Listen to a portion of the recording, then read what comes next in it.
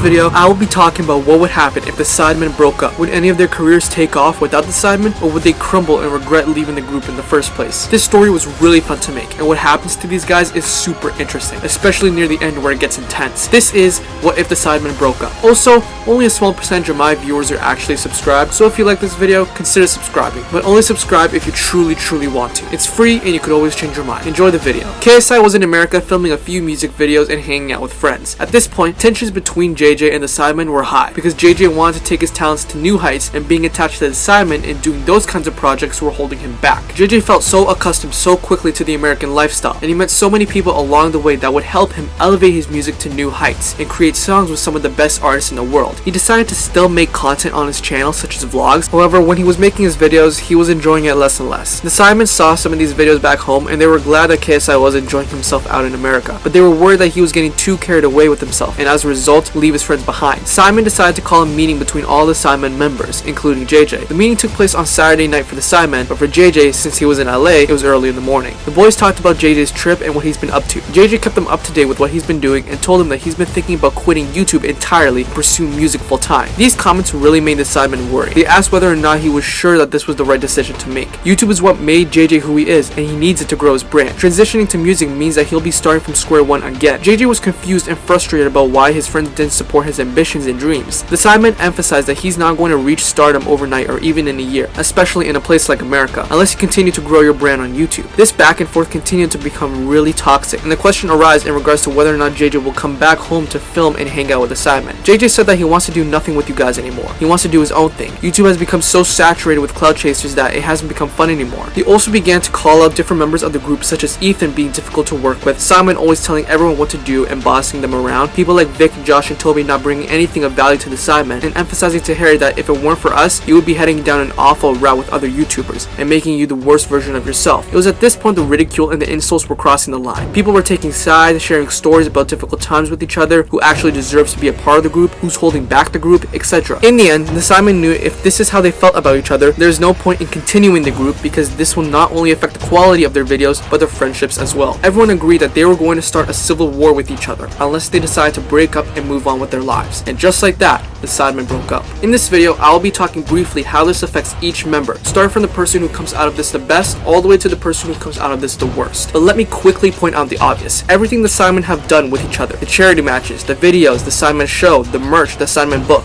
absolutely everything doesn't happen in this new world. But some things also don't happen to these guys individually, and that's where we begin with the person who came out of this the best, that being Vic. Vic at this time was doing nothing but YouTube, and he loved it. He would post 3 videos a day across various channels, and his notoriety was going up as a result of his Minecraft videos. And while everything was going on, he was in the process of assembling his very own esports team for Call of Duty. Yes, in the original timeline, he was the co-owner of an esports team named the Royal Ravens, but here, he was able to organically build and assemble his very own team from scratch, and at a much earlier time. And he was able to find a lot of success as a result of it. Along the way, even though Vic lost his original group, he still had his Minecraft group called the Pack, and he was able to easily get along with them and make videos according to each other's schedules. And every single winter holiday, they would get together, hang out, and film videos. Vic was fully living his life. He was so happy with what he was doing. He's able to make new friends, he still had a big YouTube group he could associate himself with, and of course, he is still rich. But here's the catch. In the original timeline, Vic went on this skiing trip that caused him to break his collarbone. This injury was a wake-up call for him to start working out and put on muscle. But in this new timeline, Vic never went on this trip, but instead, he decided to hang out with his friends somewhere else. So as a result of all the good that he had, even an intact collarbone, the one thing that he lost was his physical transformation, and he remained quite skinny for a very long time. Moving on, we got a double-decker for this one. Josh and Toby. They felt that even though the Sidemen broke up, it was not worth tarnishing their own lifelong friendship. Josh at this time was still dating his girlfriend, and Josh and Toby would still make YouTube videos with each other or individually, and they were both living their life happily. At around this time, Josh already started his clothing brand called ZRK, and asked Toby if he was willing to hop on board and help out with growing the brand. Toby gladly accepted the offer and decided to work with him to make designs, source material, market the products, etc. Now, in the original timeline, Toby had his own clothing brand called Illvision, but since he is now associated with ZRK, Illvision never happens. Both Toby and Josh were obsessed with not only their YouTube channels, but also making ZRK the best brand it possibly can be, and as a result of their passion, ZRK ended up being one of the most valuable clothing brands in England and was in the top 20 of the most valuable clothing brands in Europe. Josh and Toby were both co-owners of this brand and were working tirelessly to make sure that the brand got better and better. Everything for both of these guys were amazing until things took a turn for the worst, specifically for Josh. Josh was always working on either YouTube or his company and never made any time for himself to rest and enjoy. This really started to bother his girlfriend and make her worry. She would constantly tell him to take it easy. You don't need to do all this work, and you need to take time for yourself and spend time with the people that you love. And every time Josh agreed to take it easy, he would just be working even more. It has reached a point where these conversations turned into violent arguments, and they both couldn't take it anymore. Josh wanted to work, and Freya wanted him to relax for his own health, but clearly they couldn't meet in the middle. Freya was done and decided to break up with Josh and move on with her life, while Josh decided to continue working and doing his own thing. Toby told him not to worry, all of this will blow over soon. Josh thought that as well, but after a week, he realized the magnitude of the situation. Everything that he has done wasn't worth the sacrifices he had to make. He made an irreversible mistake, but that is something he has to live with now for an extremely long time. Will Josh work on himself and maybe get back with Freya? Well, that's a story for another time. But now, we gotta talk about the next person in line, Simon. Simon had it pretty easy for the most part. He would work on his various channels on the daily, and as a result of the Simon not being a thing, he had a lot less responsibilities to take on. In this universe as well, he was still dating his girlfriend Talia, but something did change a bit. In the original timeline, Simon lived with JJ for a long time, but in this new universe, it is now Talia who he is living with. They both were getting more and more close with their relationship, and they both wanted to advance their relationship by living with each other. And for the most part, they got along really well. They both were able to manage their time properly and spend time with each other. However, after a while, things started to look a little bit shaky for Simon. You see, in the original timeline, Simon wasn't really that much of a businessman. He had things like the Simon channel, Simon clothing, and his non-profit. But in this timeline, without the Simon, he didn't have any merch, nor did Simon make any merch for himself. He didn't establish a non-profit, and he didn't have huge plans to shoot for Simon videos. He just had himself and a few friends to play with. He had very little inspiration around as a result of his lack of involvement with the Simon, so the evolution for his channels weren't present, which meant that his channels began to die at an extremely rapid pace. 1 million views per video turned into 500k,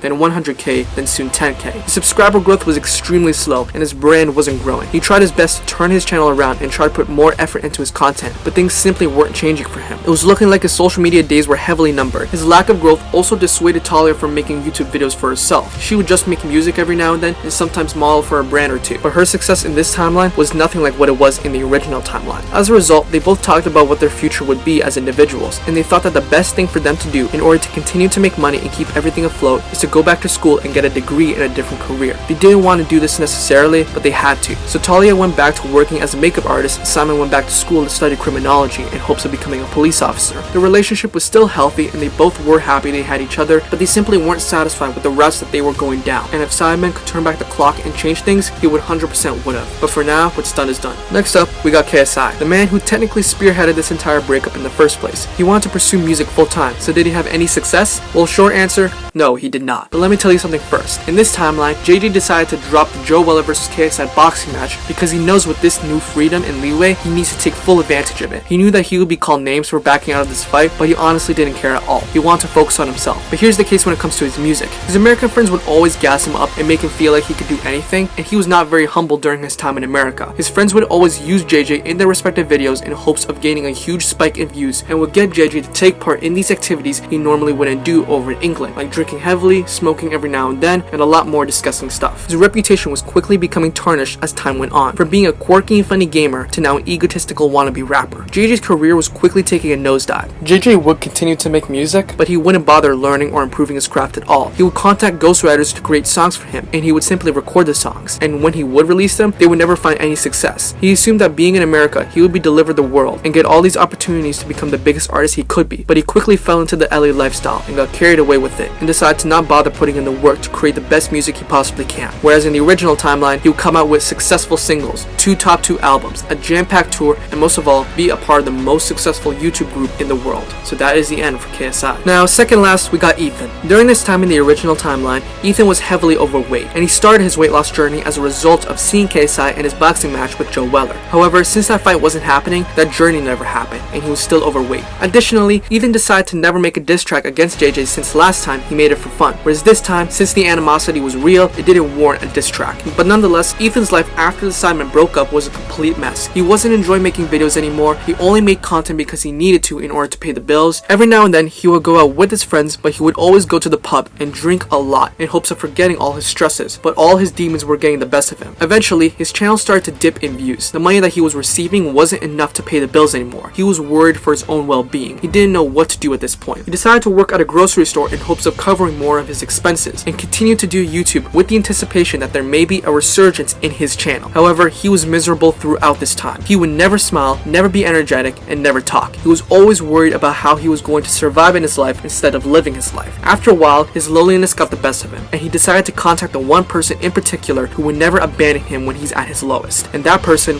was his mom. He called his mom and asked her if he could come home and stay with her. He'll get a job, try to provide as much as he could, but in return, he simply wanted to stay with his mom. Mommy Bez gladly welcomed her son into her home, and within 24 hours, Ethan was there. They were so happy to be together. When Ethan came through the door of his old home, he was welcomed with a warm hug from his mom, and Ethan started to cry over her shoulder. After so many months, it seemed like Ethan was happy again. Yes, it's going to take some time to rebuild his life, but for now, he's simply filled with gratitude with the blessings he received from his mom. Lastly is Harry, the individual who came out the worst from this breakup. What happens with him? Well, to start, he was more than happy that the Sidemen broke up because he was able to get more free time for himself. On top of making his videos and racking in so many views, he was able to have so much fun with his friends every single day. The Sidemen were the thing holding him back from living his life while he was young, and he took full advantage of this new phase in his life. However, he got carried away too quickly with his enjoyment. Harry would become an alcoholic and a drug addict very quickly. He would always come across these new people who would encourage him to take part in these activities, and what's worse is that Harry was enjoying all of it. He would continue doing these activities to the point where he became dependent. He would actually become depressed if he didn't have drinks in his body. He was so unbelievably hooked to this new, disgusting lifestyle, he decided to publicize it on YouTube. He was clearly not in control of his actions. He was a completely different character. His former Sidemen members saw this, and every single one of them called Harry to tell him that what he's doing isn't right. But Harry didn't answer back their calls. He wanted nothing to do with the Sidemen. He found new people that he could call family. Speaking of which, when his family saw this new version of their son/brother, they tried to get in contact with him as well because they were worried. And Harry, this time, answered back, but told him that he was happy and grateful for everything that he's been doing. He has money, he has freedom, he has it all. His family urged him to stop, and that if he wasn't willing to do so, they would shut him out of their family. Harry didn't care at the end what his family thought of him at this point, so that's what happened. Harry and his family didn't associate with each other anymore. When it came to YouTube, he would still make videos, it's just that people wouldn't watch them, and he would continuously get hate on every video. The fans didn't like this version of Harry. They didn't like this version who was an addict and an alcoholic. Harry noticed this and decided to abandon his YouTube as well. He realized his fans weren't grateful that he at least is providing them content, and he thought that the fans don't deserve him anymore. As weeks went by, he started to lose many friends, whether it be his YouTube friends or the people that got him into alcohol and drugs in the first place. They didn't want to associate with him anymore because of how much of a lunatic he has become. This was the beginning of Harry's demise. He was kicked out of his friends Calfreezy's and Calix's home, and he was forced to live on his own. He didn't know where to go, and he didn't have a lot of money on him. There was no source of income for him, so he had to work with what he had. He decided to book and stay at a cheap hotel that was barely livable and wasn't maintained at all. He tried to get a job at different places, but was declined by everyone because of his recent history with drug abuse. He called his family back, apologizing over and over, and promised that he would be a different person, but he just wanted to come home. He needed a place to stay. At this point, Harry's bedroom at his old home was already empty because his family didn't want any memory of him anymore. And when his mother got this call from Harry, he said that she doesn't want Harry to come back.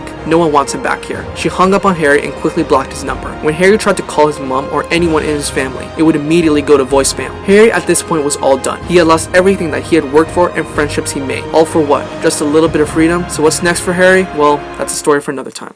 If you like this video, consider subscribing and leaving a like. Comment down below any what if ideas, and I'll check them out. And I'll see you guys next time.